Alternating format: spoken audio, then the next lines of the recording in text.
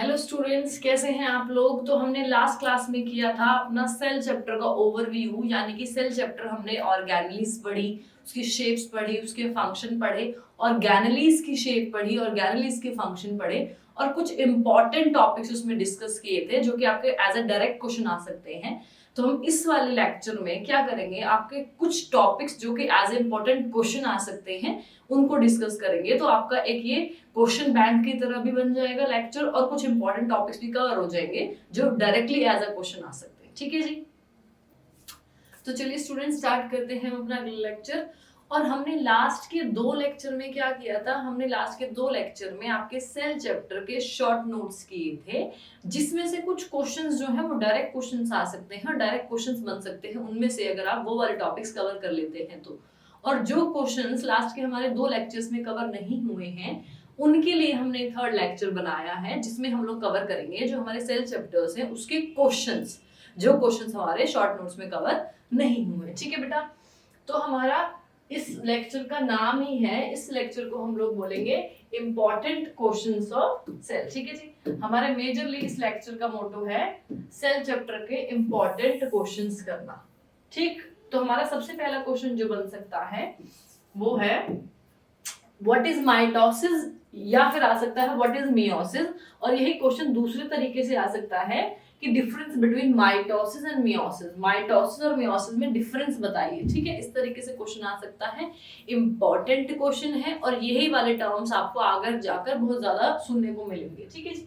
तो माइटोसिस को अगर मैं एक सिंपल वर्ड देना चाहूं तो माइटोसिस का मतलब है बेटा इक्वेशनल। ठीक है, माइटोसिस को आप इस वर्ड से याद रख लीजिए, इक्वेशनल। ठीक है जी। और मियोसिस को याद रखिए एक वर्ड से, रिडक्शनल। तो हमारी जो मियोसिस है वो रिडक्शनल डिवीजन भी कही जाती है और जो माइटोसिस है वो इक्वेशनल डिवीजन भी कही जाती है।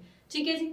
अब मियोसिस को रिडक्शनल डिवीजन बोला गया है, इसका मतलब क्या है कि यहाँ पर कोई भी जो डीएनए का अमाउंट होगा या जो हमारे क्रोमोसोम नंबर होंगे वो रिड्यूस हो रहे होंगे, कम हो रहे होंगे। किस केस में? मियोसिस डिवीजन के केस में।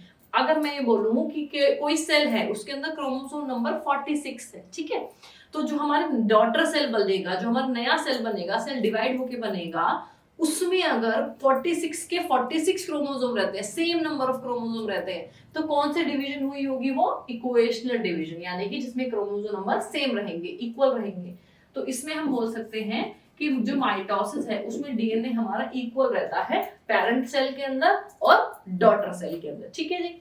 जबकि जो मियोसिस होगी उसमें अगर पेरेंट सेल में 46 नंबर है क्रोमोसोम के, तो जो डॉटर सेल होंगे वहां पर कितने हो जाएंगे? 23, हाफ हो जाएगा, एग्जैक्टली हाफ हो जाएगा। तो मियोसिस में हम बोल सकते हैं कि यहाँ पर जो डीएनए है वो रिड्यूस हो जाएगा, इसीलिए इसको हम लोग रिडक्शनल डिवीजन भी बोलते हैं। बात समझ आई? बड़ा सिंपल सा कंसेप्ट है। माइटोसिस वो डिवीजन है जिसमें डीएनए का अमाउंट या फिर मैं बोलूं क्रोमोसोम नंबर जो है वो सेम रहेंगे पेरेंट सेल में और डॉटर सेल में। जबकि मियोसिस में क्या होगा? जो पेरेंट सेल के अंदर क्रोमोसोम नंबर होंगे वो हाफ हो जाएंगे किसके अंदर?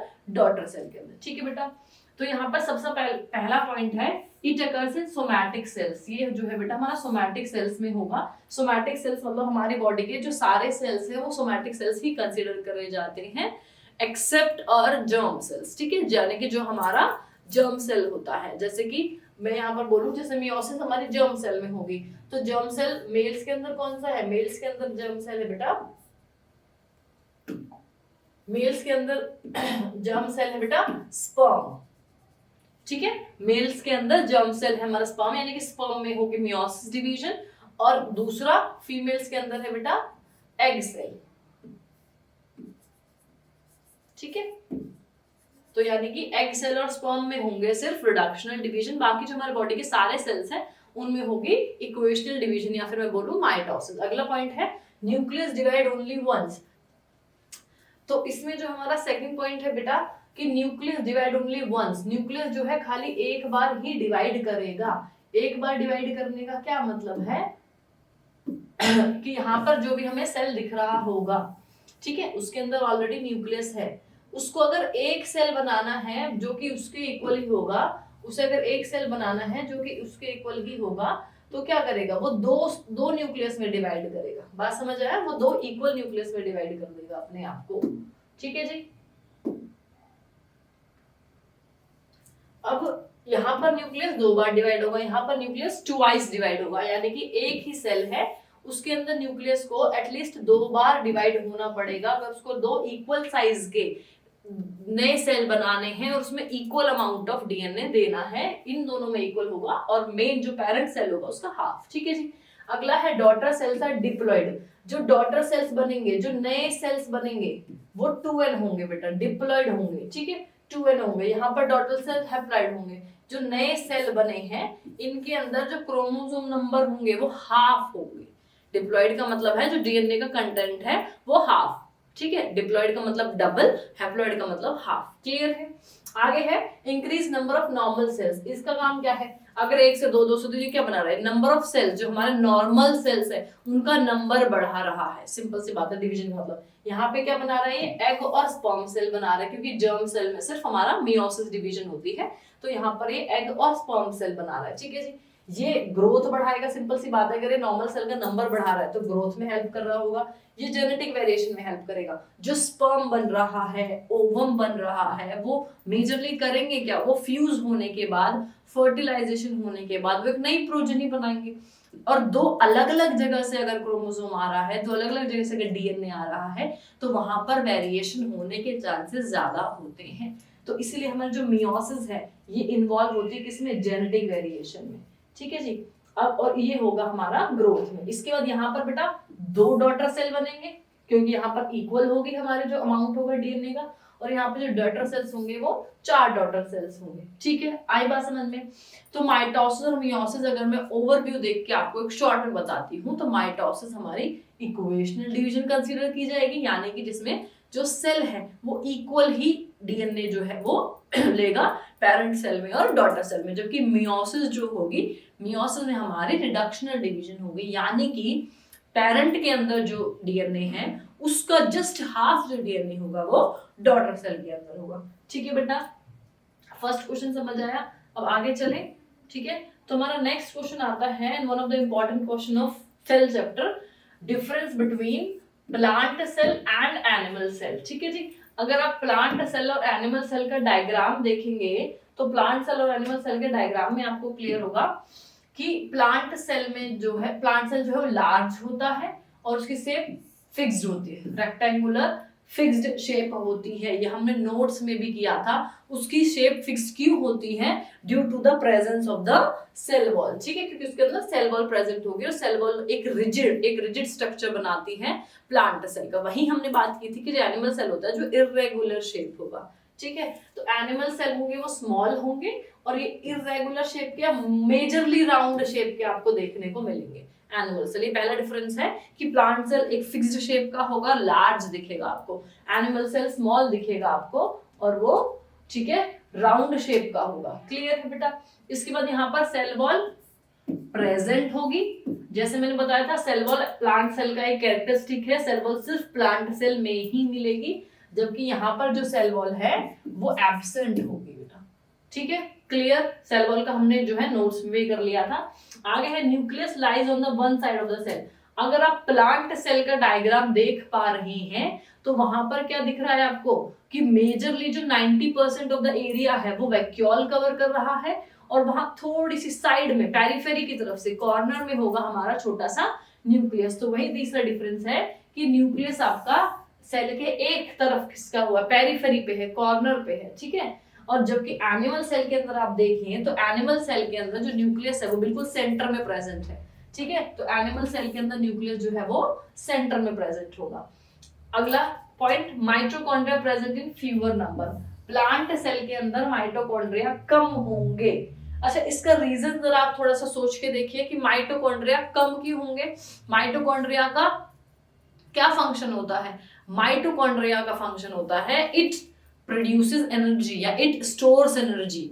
ठीक है, वो एनर्जी को स्टोर कर रहा है। किस लिए? जब एनिमल सेल को कभी भी एनर्जी चाहिए तो कहां से जाएगी? माइटोकॉन्ड्रिया में। ठीक है, एनिमल्स को अपना फूड सर्च के लिए, अपना किसी भी चीज के लिए इधर से उधर मूव करना पड़ता है, वो मोटाइल है। जबकि जो हमारे प्लांट्स हैं वो स्टेशनरी है, फिक्स्ड हैं।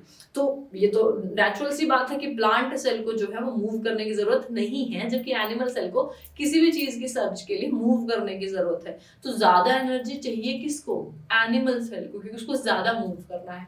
ठीक है बेटा, तो यहाँ पर माइटोकॉन्ड्रिया जो है वो लार्ज नंबर में प्रेजेंट होगी, क्योंकि यहाँ तो इसको एनर्जी चाहिए ना, एनिमल को तो एनर्जी चाहिए ना, किस लिए? ज्यादा मूवमेंट करने के लिए। ठीक है, तो ये नंबर भी समझ आया कि माइटोकॉन्ड्रिया में कम होते हैं, माइटोकॉन्ड्रिया कम होते हैं प्लांट सेल में, और माइटोकॉन्ड्रिया लार्ज नंबर प्रेजेंट होते हैं एनिमल सेल में। ठीक है, ये भी एक कैरेक्टरिस्टिक है कि प्लास्टिड्स यहाँ पर प्रेजेंट होंगे, किसका? प्लांट सेल का। यहाँ पर प्लास्टिड्स एब्सेंट हो गए। ठीक है जी, ये कैरेक्टरिस्टिक था हमारा प्लांट सेल का। हमने ऑलरेडी जब प्लास्टिड्स किया था तब हमने उसमें कवर किया था। Centromeres are absent, plant cell के अंदर सेंट्रोमियर्स एब्सेंट होंगे, यहाँ पर सेंट्रोमियर्स प्रेजेंट होंगे। क्लियर? अगला एक लार्ज सेंट्रल वैक्यूल होगा। ये तो आप डायग्राम देख के बड़े अच्छे से क्लियरली देख पाएंगे कि प्लांट सेल के अंदर जो वैक्यूल होता है वो बड़ा लार्ज होता है। ऑलरेडी हम नोट्स में भी कर चुके हैं कि 90% जो एरिया होता है प्लांट सेल का वो कौन कवर करता है? वैक्यूल। जबकि यहाँ पर जो वैक्यूल है वो छोटे छोटे वैक्यूल्स प्रेजेंट होते हैं, किसके अंदर? एनिमल सेल्स के अंदर। ठीक है बेटा, ये क्वेश्चन आपका 3 नंबर का, मिनिमम 3 नंबर का आ ही सकता है। और हमारे यहाँ पर 6 से 7 जो है हमने डिफरेंसेस किए हैं, किसके अंदर? प्लांट सेल के अंदर और एनिमल सेल के अंदर। गो थ्रू कर लीजिए इसको, एक बार समझ लीजिए कि प्लांट सेल एनिमल सेल के अंदर क्या होगा। मेजरली आपको जो है प्लांट सेल और एनिमल सेल का डायग्राम आना चाहिए बहुत अच्छे से। ठीक है, तो प्रैक्टिस करते रहिए प्लांट सेल और एनिमल सेल के डायग्राम की। अगर आपको डायग्राम अच्छे से आता है तो ये डिफरेंसेस आप डायग्राम के थ्रू भी बनाकर लिख सकते हैं। ठीक है बेटा, अब चलते हैं हम आगे अपने कुछ क्वेश्चंस पे। अगला क्वेश्चन है हमारा, which structure is called little nucleus? कौन से स्ट्रक्चर को जो है लिटिल न्यूक्लियस कहा जाता है? न्यूक्लियस क्या होता है? हमारा सेल के अंदर जो छोटी सी ऑर्गेनेली है जिसको हम ब्रेन ऑफ द सेल बोलते हैं, दैट इज न्यूक्लियस। तो लिटिल न्यूक्लियस है, that is something with in the nucleus, कोई चीज न्यूक्लियस के अंदर ही होगी, वो लिटिल न्यूक्लियस होगी। इसका आंसर होगा बेटा न्यूक्लियोलस। ठीक है, इसका आंसर है न्यूक्लियोलस। एक क्वेश्चन आपका ये कवर हो गया, 2 डिफरेंसेस किए हमने। अगला क्वेश्चन ये आगे है, who gave the statement omnis सेल्यूला ए सेल्यूला? अगर आप याद कर पा रहे हैं, ये स्टेटमेंट मैंने आपको बताई थी बेटा सेल थ्योरी में। ठीक है, ये स्टेटमेंट मैंने आपको बताई थी कब? सेल थ्योरी में। स्टेटमेंट ऑलरेडी मैंने आपको बताई है, लेकिन वहां पर हमने 3 साइंटिस्ट के नाम पढ़े, एक स्क्लेडिन, एक सचवान और तीसरा रुडोल्फ वर्चोव। ठीक है, स्क्लेडिन एंड सचवान ने पहले सेल थ्योरी दी थी, उसने फॉर्मुलेट उसने की थी। उसके बाद उसी सेल थ्योरी को ज्यादा आगे पब्लिश कराने में, या ज्यादा नहीं या ज्यादा फॉर्मुलेटेड तरीके से किसने किया था? रुडोल्फ वर्चोव ने। तो इसका आंसर रुडोल्फ वर्चोव है कि ओमनिस सेल्यूला ए सेल्यूला किसने दिया? रुडोल्फ वर्चोव ने। इसका मतलब है all the cells are arises from pre existing cell. जितने भी सेल हैं वो पहले से जो सेल ऑलरेडी प्रेजेंट थे उनसे ही अराइज हुए हैं। क्लियर? आगे, which cell organelle is called the engine of the cell? कौन सी सेल ऑर्गेनेली को इंजन ऑफ द सेल बोला जाता है? तो इंजन यानी कि something which runs the factory, right? Engine जो हो, जो किसी मशीन को रन करा रहा होगा। तो यहाँ पर जो है हमारे सेल के अंदर हमें, अगर हम बोले कि हमारा सेल एक मशीन है, तो उसको रन कराने के लिए क्या चाहिए बेटा? प्रोटीन्स चाहिए। या काम करने के लिए क्या चाहिए? प्रोटीन्स चाहिए, फूड चाहिए, एनर्जी चाहिए। प्रोटीन को कौन बना रहा है? राइबोसोम्स। जी, तो हमारे इंजन ऑफ द सेल कौन हुआ बेटा? राइबोसोम हुआ इंजन ऑफ द सेल। ये वाला क्वेश्चन कर लीजिए, which cell organelle is called the engine of the cell? तो यहाँ पर आप लिखेंगे ribosomes are the engine of the cell. क्यों? क्योंकि वो हेल्प करते हैं प्रोटीन सिंथेसिस में। ठीक है जी, आगे चले। Name cell organelle which contain their own DNA. ये बड़ा इंपॉर्टेंट क्वेश्चन है। ठीक है जी, यहाँ स्टार मार्क कर लीजिए चाहे तो। ये एक इंपॉर्टेंट क्वेश्चन है कि कौन सा सेल ऑर्गेनेली के पास अपना खुद का डीएनए होता है। ठीक है, ये आंसर है बेटा mitochondria and chloroplast. Mitochondria chloroplast होते हैं जिनके पास अपना खुद का डीएनए है। डन। आगे एक्सप्लेन पीपीएलओ। पीपीएलओ क्या है? पीपीएलओ आपका एक बैक्टीरिया है जो कि हम यूकैरियोट में पढ़ सकते हैं। ठीक है, इसके फुल फॉर्म क्या है? Pleuro pneumonia like organism. ठीक है, PPLO is pleuro pneumonia like organism is PPLO. ये क्वेश्चंस हो गए हैं, समझ आ गए हैं? क्वेश्चंस में कोई दिक्कत किसी को अगर कोई दिक्कत है तो आप बता दे सकते हैं। हम अभी अपने बेटा अगली स्लाइड पे चलते हैं। ठीक है जी, नेक्स्ट स्लाइड है हमारी, ये भी सब बहुत इंपॉर्टेंट क्वेश्चन है, ठीक है, ये जरूर आता है और ये आपको पता भी होना चाहिए। ऑल्दो ये हमने कवर किया है अपने नोट्स के अंदर, बट स्टिल अगर डिफरेंस के फॉर्म में आएगा तो हमें एटलीस्ट 3 या 4 डिफरेंस हमारे पास होने चाहिए कि मैं डिफरेंशिएट कर सकूं एक यूकैरियोट को और एक प्रोकैरियोट को। क्लियर है? तो यहाँ पर क्वेश्चन है difference between a eukaryote and a prokaryote. ठीक है जी, प्रोकैरियोट एंड यूकैरियोट। ठीक है, जो मेन डिफरेंस है आपका, difference between eukaryote and prokaryote, ये वाला टॉपिक है हमने ऑलरेडी कवर कर लिया है अपने शॉर्ट नोट्स में। लेकिन अगर डिफरेंस आता है मेजरली तो हमें 3 या 4 पॉइंट हमें एटलीस्ट होने चाहिए ताकि हम उसको लिख सके। ठीक है, वो 3 मार्क या 4 मार्क में अगर क्वेश्चन आता है तो हमारा है यहाँ पर यूकैरियोट्स एंड प्रोकैरियोट। ठीक है जी, तो प्रोकैरियोट, कैरियोट वर्ड का मतलब है बेटा न्यूक्लियस।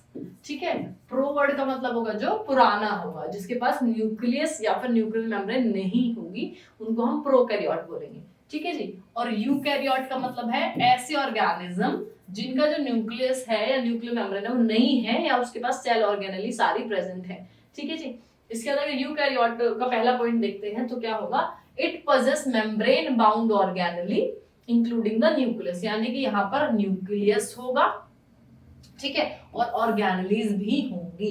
यूकैरियोट में न्यूक्लियस होगा, ऑर्गेनेलीज होंगे, यानी कि न्यूक्लियस प्रेजेंट है, न्यूक्लियर मेम्ब्रेन प्रेजेंट है, बाकी सेल ऑर्गेनेलीज भी प्रेजेंट है। जबकि प्रोकैरियोट में क्या होगा, it does not possess nucleus, इसके पास न्यूक्लियस बेटा एब्सेंट होगा, जो आपका वेल डिफाइंड मैं बोलूं वेल डेवलप्ड न्यूक्लियस के पास एब्सेंट होगा, और मेम्ब्रेन बाउंड ऑर्गेनेली भी एब्सेंट होंगी। ठीक है जी, इसका यूकैरियोट में दूसरा पॉइंट, कंसिस्ट ऑफ मल्टीपल बहुत सारे, या लीनियर स्ट्रेट, लीनियर मतलब straight chromosome in the nucleus, यहाँ पर बहुत सारे या फिर स्ट्रेट न्यूक्लियस में जो है क्रोमोसोम हो सकते हैं, जबकि यहाँ पर एक सर्कुलर डीएनए है। बेटा ये आपका प्रोकैरियोट का कैरेक्टरिस्टिक फीचर मैं बता सकती हूँ कि आप याद रखेंगे, प्रोकैरियोट का कैरेक्टरिस्टिक फीचर है कि उसके अंदर जो डीएनए होता है वो सिंगल होता है और सर्कुलर होता है।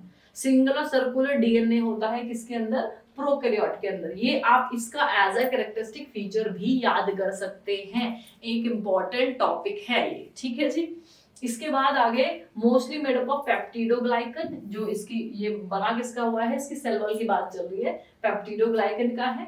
यहाँ पर इसकी सेल वॉल, अगर ये प्लांट सेल है तो इसकी सेल वॉल सेल्यूलोज की बनी हुई होगी। ठीक है, अगर ये फंगल सेल है तो इसकी सेल वॉल काइटिन की बनी होगी और पैक्टिन की हो सकती है। ठीक है, इसके बाद आगे जो यूकैरियोट होगा वो लार्ज सेल्स होते हैं, ठीक है, साइज में लार्ज होंगे सेल्स, वहीं प्रोकैरियोट जो है वो स्मॉलर होते हैं साइज में। क्लियर बेटा?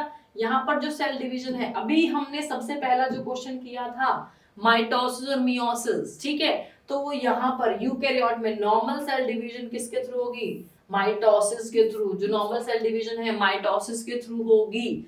जो हमारे सारे सेल्स हैं, जो सारे सोमैटिक सेल्स हैं, उसमें डिवीजन कैसे हो रही है, माइटोसिस के थ्रू। We are eukaryotes. ठीक है जी, आगे अगर प्रोकैरियोट की बात करें तो प्रोकैरियोट में कैसे हो जाएगी सेल डिवीजन, बाइनरी फिजन से एक ऑर्गेनिज्म से दूसरा ऑर्गेनिज्म बन गया, that is cell division, that is reproduction. Even वो रिप्रोडक्शन भी है, बाइनरी फिजन एक टाइप ऑफ रिप्रोडक्शन भी है, किसके लिए, प्रोकैरियोट्स के लिए, बैक्टीरियाज के लिए, अमीबा के लिए। ठीक है जी, तो ये आपको समझ आया difference between prokaryote and eukaryote. ठीक है, अब यहाँ हमने कुछ क्वेश्चंस कवर करे, कुछ क्वेश्चंस हमारे ऑलरेडी शॉर्ट नोट में हैं जो कवर हो चुके हैं। अब मैं एक बार गो थ्रू कर लेते हैं हम लोग कि कौन से क्वेश्चंस हो सकते हैं वो। जैसे कि सबसे इंपॉर्टेंट क्वेश्चन हो सकता है जो हमने माइटोकॉन्ड्रिया किया कि which cell organelle is known as power house of the cell. ठीक है, कौन सी सेल ऑर्गेनेली होगी जिसको हम power house of the cell बोल सकते हैं, आपको उसका आंसर पता है, हमारे शॉर्ट नोट्स के अंदर है। ठीक है, उसी तरीके से दूसरा question, which cell organelle is known as the suicidal bags, कौन सी सेल ऑर्गेनेली को सुसाइडल बैग्स बोला जाता है एंड व्हाई। क्लियर? ठीक है, अगला क्वेश्चन आ सकता है डिफरेंस बिटवीन SER RER, यानी कि smooth endoplasmic reticulum and rough endoplasmic reticulum, उन दोनों के बीच में डिफरेंस बताना है। अगला क्वेश्चन आपका ये आ सकता है। ठीक है जी, तो इसी तरीके से आप लोग पढ़ते रहिए और रिवाइज करते रहिए और लर्न करते रहिए। ठीक है जी, तो ये हमारा आज का टॉपिक खत्म होता है। तो keep learning, revising and evolving. Okay जी, ठीक है बेटा।